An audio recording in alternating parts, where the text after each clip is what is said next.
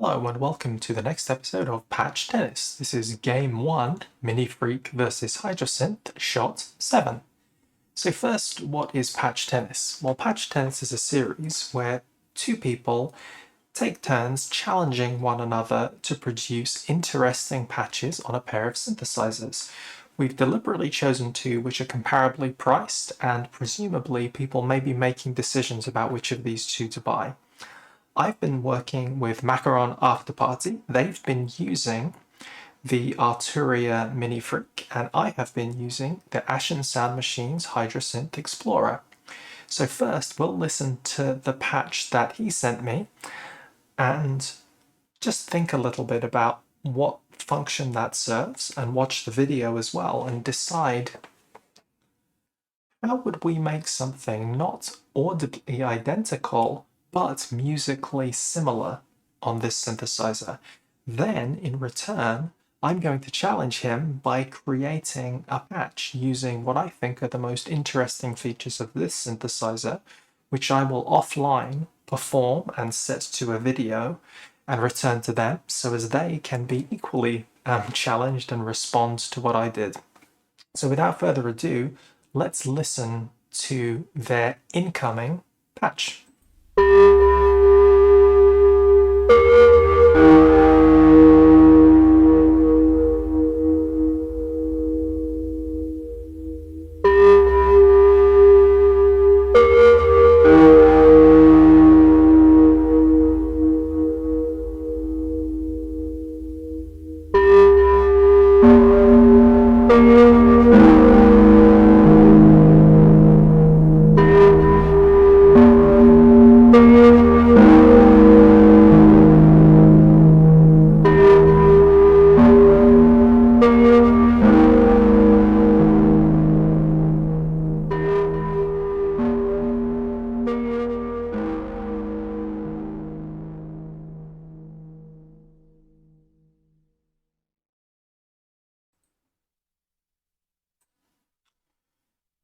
So I can hear that's a bell tone, so that immediately makes me think FM. It's also a kind of driven sound, so I'm definitely going to be using some effects to try and add some extra bites to it. So let's create an init patch and let's start designing a sound. So there's our init patch, and let's think.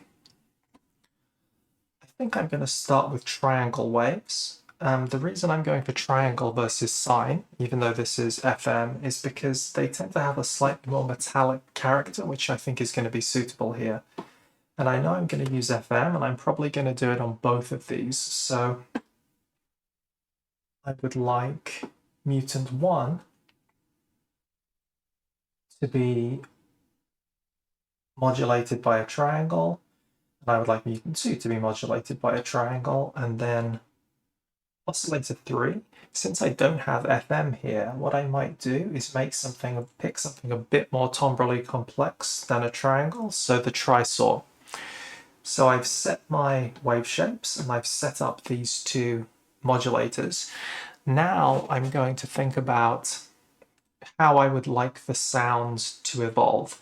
And I think one of the keys to FM sounds, and especially a bell tone, is going to be animating the depth of the actual FM effect. So I'm going to turn this to fully wet. I'm going to turn the depth down to 0 initially. So you can hear nothing's happening there. Now if I turn the depth up, we can hear that extra timbral complexity come in. Since this is a bell, I'm going to go for something that isn't so harmonious. So I'm going to adjust the ratio when that's up.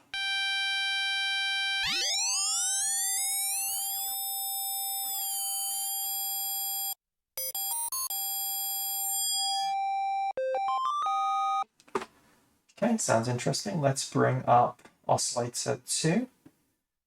And I guess I'd like the ratio to be a bit different. So let's say if that was 5, let's go for 6. Yeah.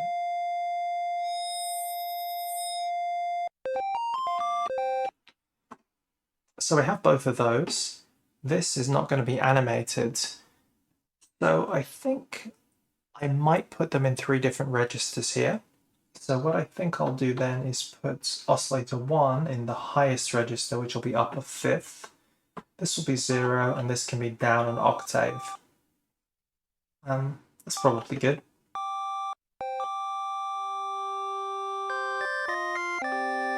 So first I'm going to create an overall envelope here. So this is going to control the maximum sort of decay length, and then the other envelopes are going to be shorter than this because we're going to have things tailing off sooner. So let's think about this. I think for a bell, it's going to have a long release and a long decay, but I'd like to have a difference between those two numbers. So that gives me a way to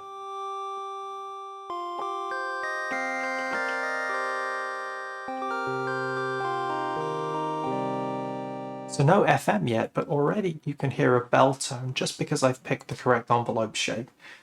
But what I'm going to do is I'm going to animate the FM depth. So what I'll do first is copy this envelope twice, and I'm going to make 2 shorter forms of this envelope because I'm going to have a less long-lasting motion going here. So let's go for, say, 4 seconds and 1.5 seconds, and then 3 seconds and 1 second.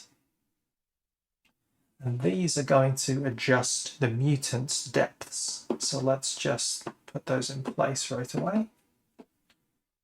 And this is depth, and this is depth. And let's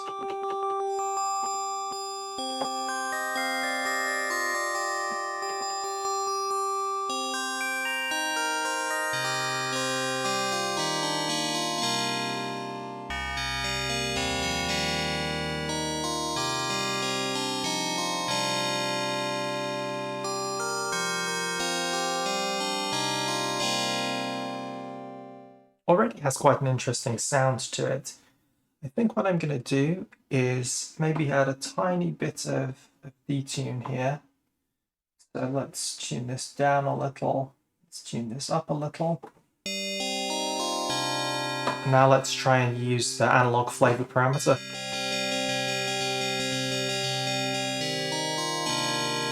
And now I'm also going to animate the filter. I'm thinking that the filter envelope is probably going to be basically the same as the main decay envelope. I've set it a bit longer, which maybe doesn't even make that much sense, but I've done it, so let's commit.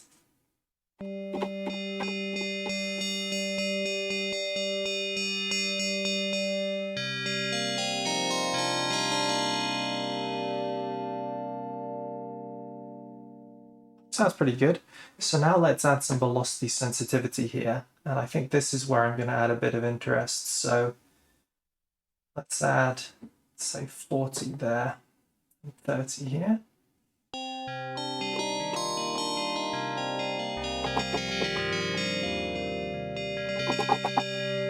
Maybe that's a bit too extreme, so let's go 20 and 30 instead. And now, these envelope amounts that I had here, these depths, I think I'd like these depths to be controlled by velocity.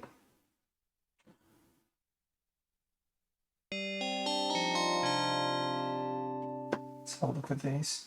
I think I also might swap the envelope 3 and 4. So one of them is higher pitched, so I'd like the one that's higher pitched to be shorter. Now for velocity sensitivity, I would probably have the mutant 1-1 be more velocity sensitive. So I'm going to turn these both down to about 15. Now I'm going to add the velocity sensitivity here. So this is going to be matrix slot 1, slot 2, velocity sensitivity, and this one also velocity sensitive. And 1 is the higher pitched one. I said I want that more velocity sensitive. So let's bring this depth up to 25, and let's bring this depth up to 20. Let's just try and play this a little.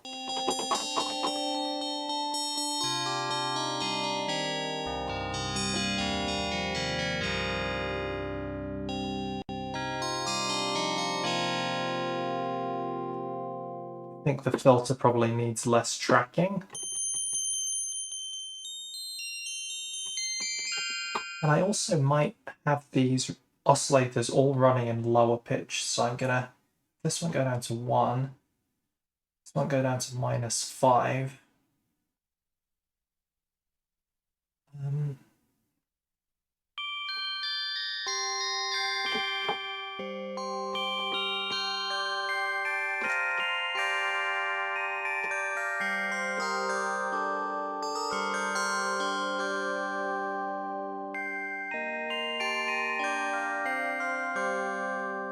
Okay, I'm already quite liking the way that that's sounding, but now I think we're going to need to get that driven sound. So the obvious way to get drive is to use drive. So we have distortion, which has a drive parameter. Let's just see what happens.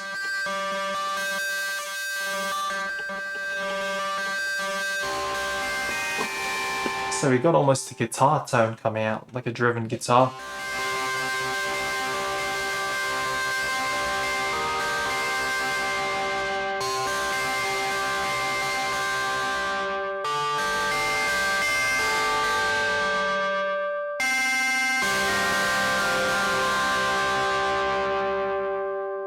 So that's excessive at the moment, so I'm going to dial the wet dry back.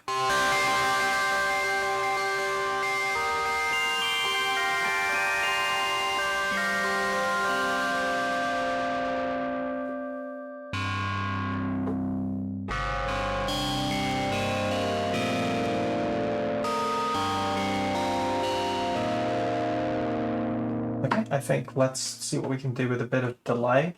Maybe I'll do this quite short.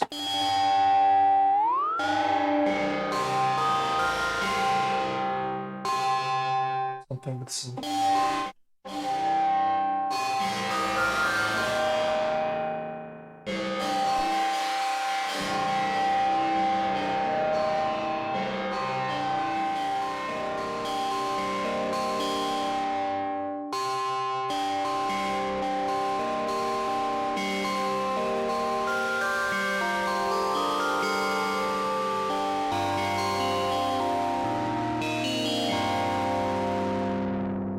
So now we've got the drive kicking in. I've added some stereo width to the voice allocation, and I've used warm mode and random phase just to add a bit more variation here. I've already manually detuned, but that analog flavor is going to give us a little more detune. Now I'd like to get some reverb. I can imagine this being a sound in a sort of big room, so actually 45 milliseconds maybe makes sense here. I'm thinking that the reverb should be kind of bright, so let's...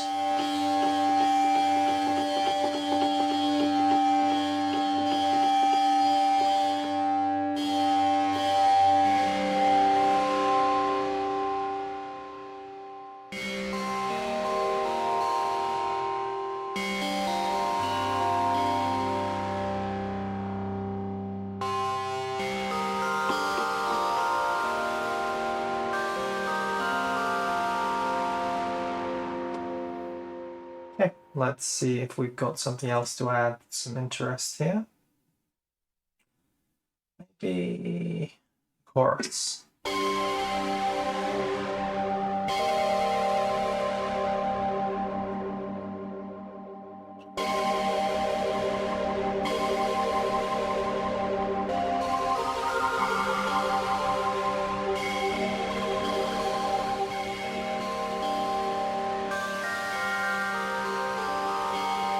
So I think a little bit of attack here, even though it's bell, we want it to be percussive, just that little attack is gonna, I think, give us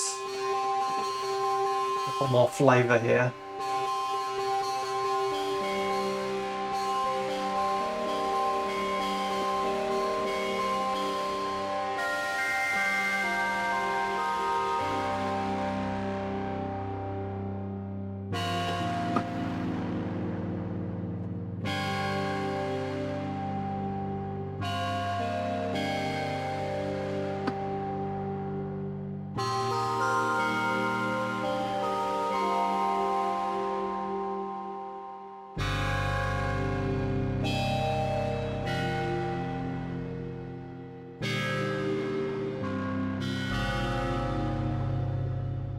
Okay, so I think I have something which I'm reasonably happy with. I'm probably going to spend more time on the return patch than this response patch. So rather than refining this any further, I'm just going to perform this against the incoming video, and then that'll give me more time, hopefully, to make an interesting return. So let's go for it.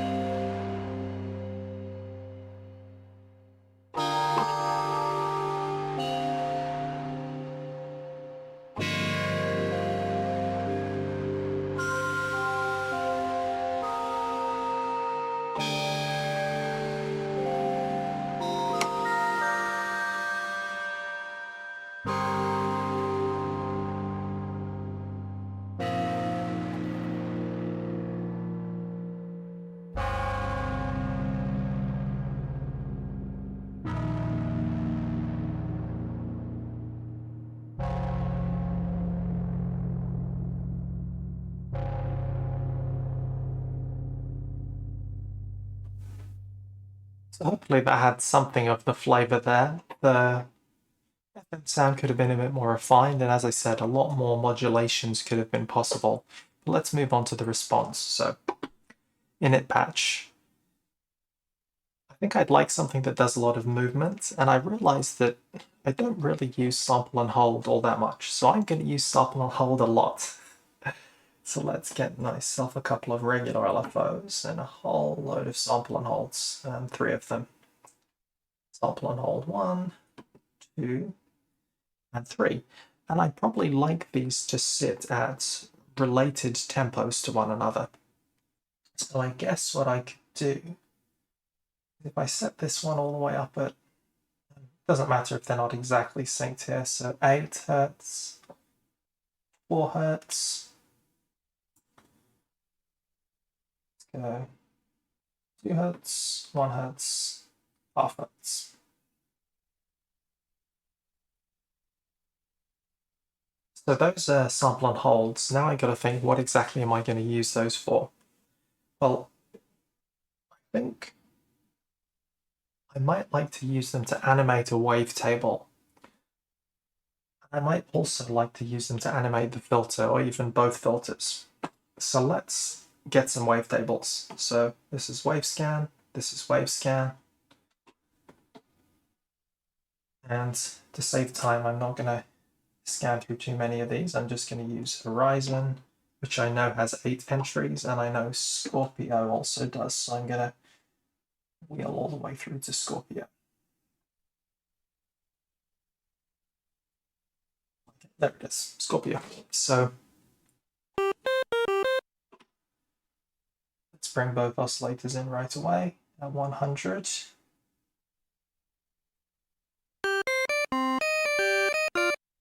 Sounds very dull, which is perfectly acceptable at the moment. I think this is going to be something like a pad. So let's have a long decay.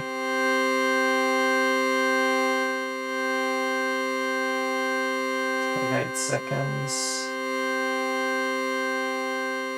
Long that. So now let's get the motion going here. So first I'm going to have this, since the wave scans are starting at 1, that's their lowest value, I'm going to do this unipolar. So it's only going to modulate increasing the values.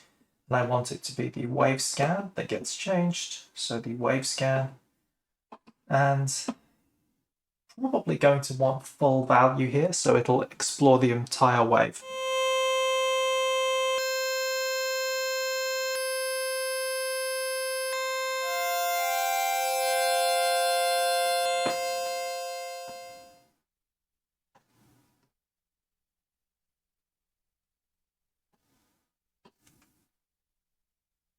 So I'll get those a little closer, just so they stay closer to being synchronized.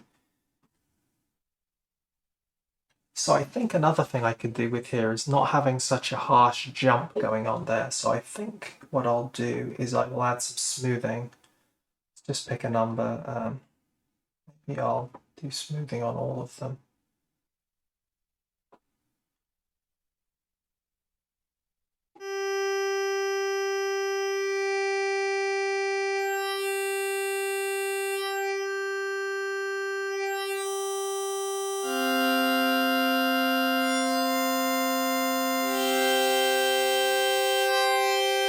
What I'll also do, I think, is I'll have these fade in. So let's say the slowest one fades in the slowest, maybe over 1 second, then half a second for this one, then a quarter second. Oops, what was that? It was 4 hertz. No, that was 2. This one can be a quarter second fade in.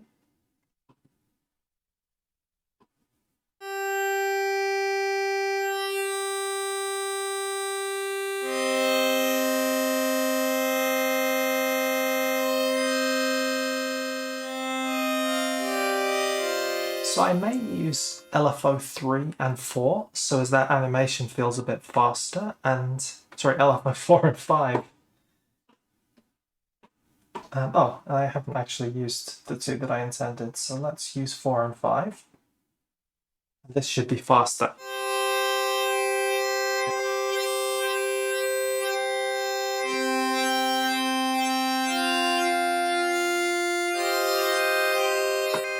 The fades can be even longer, I think. So that was 5. So let's increase that to a 2-second fade. And then a 1-second fade, and then a half-second fade.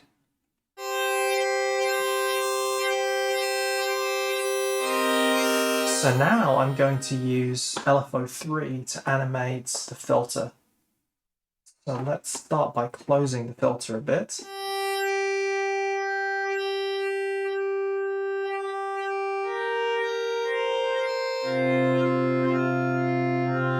Sounding okay. Let's turn on filter tracking for filter 2 and let's find a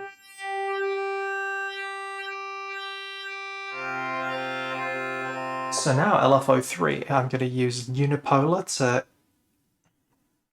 I think I'll increase and decrease the bandwidth. I was wondering whether I should have the whole band move up and down, but I think bandwidth is probably more interesting. So let's go LFO 3, going to cut off, and I'm going to have these both unipolar, so as I can control that I'm just strictly increasing the bandwidth. And let's just listen to this.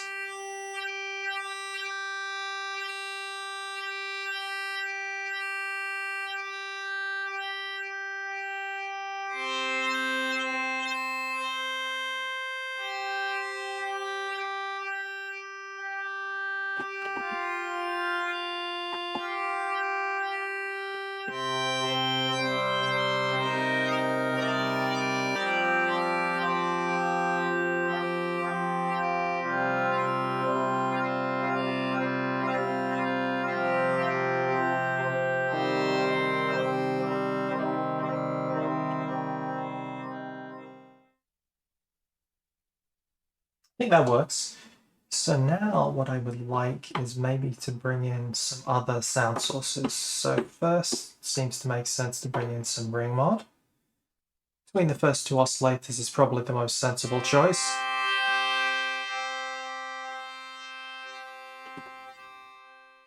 Let's have oscillator 3 come in as well.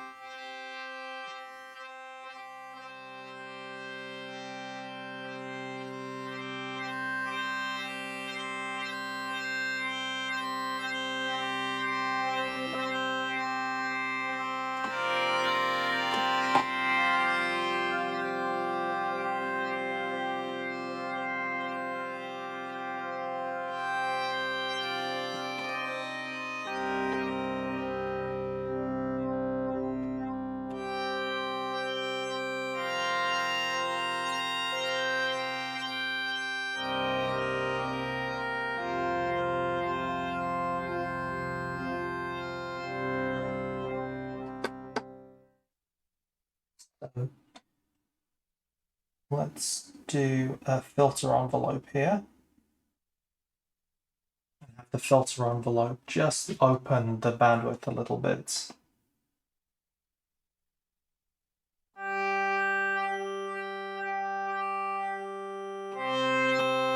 Now let's add some velocity sensitivity.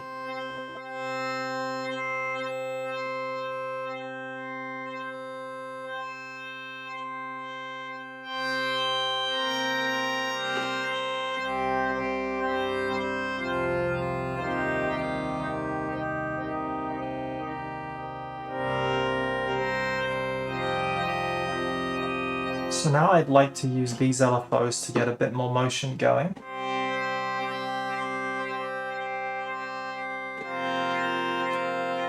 Just like do.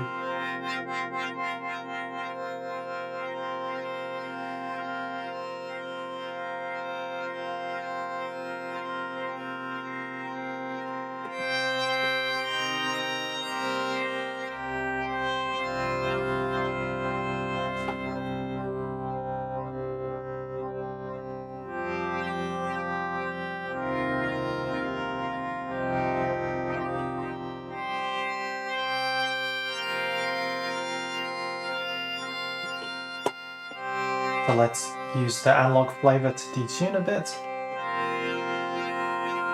A bit of width.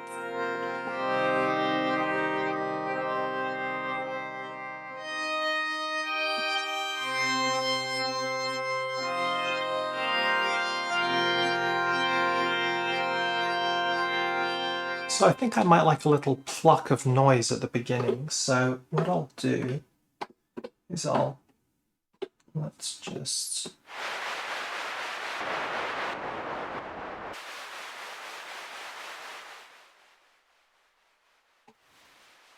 so maybe that blue noise is going to work. So I'm going to make myself another envelope here. Let's see. Something like that. Then that can animate the noise level. We'll just see how that sounds.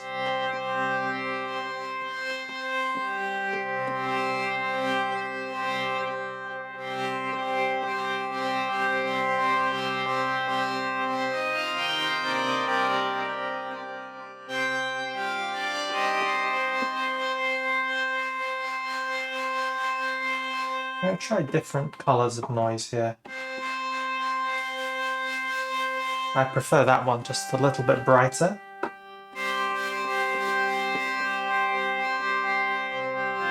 So now I'm going to use velocity to modulate that, so we have a bit of variation here. So that modulating the mod matrix entry, depth 5. That's going to be velocity.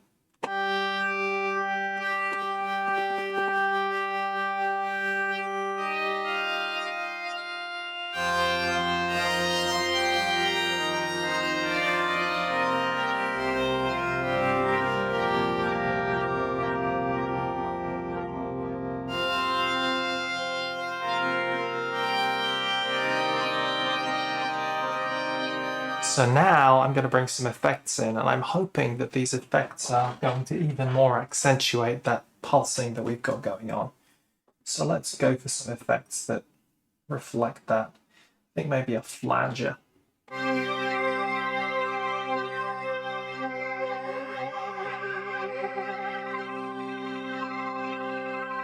So I've kind of put it between these two at 6 Hz, so it's pretty high frequency.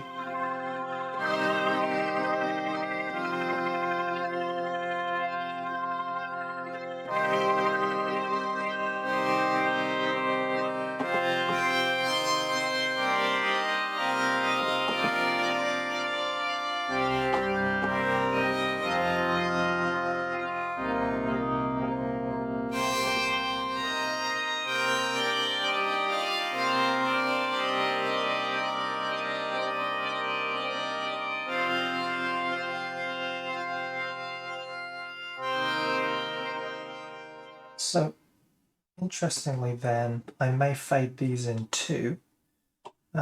So the fades will probably be short. I'll go for quarter second, probably quarter second as well, because I think shorter than that you won't hear it.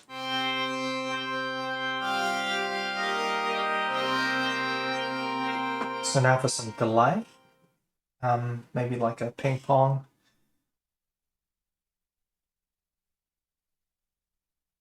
Second and a half perhaps.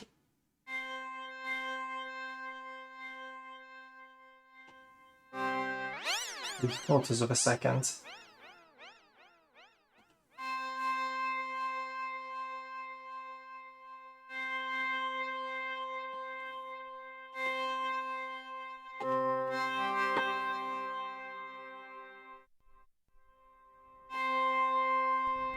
Smaller space.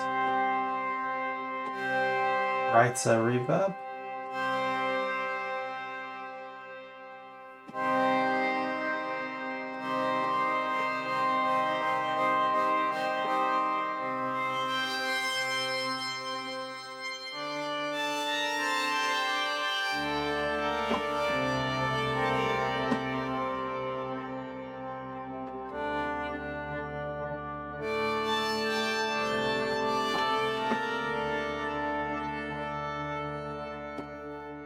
So let's add a phaser to match that flanger.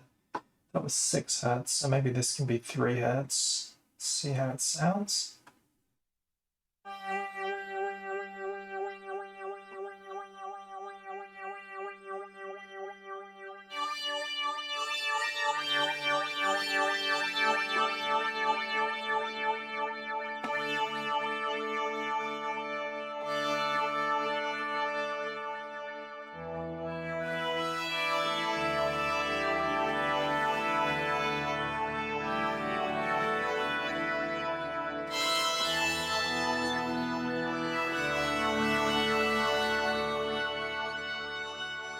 Turn that down a little.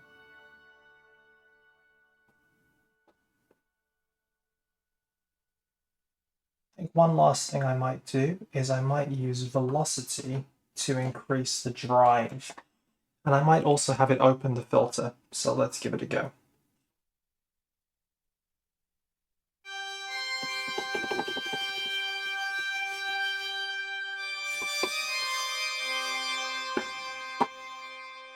And this time filter cutoff.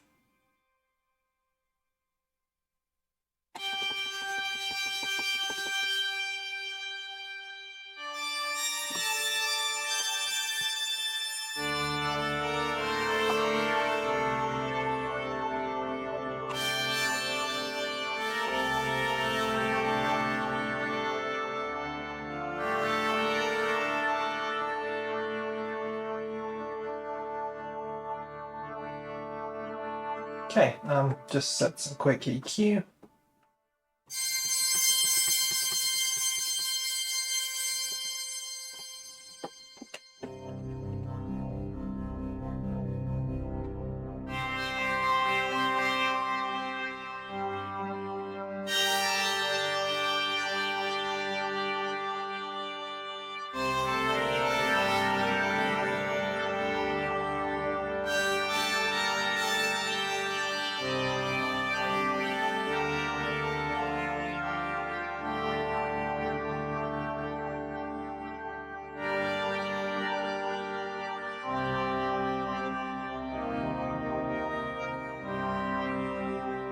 Okay, so I think that's something interesting.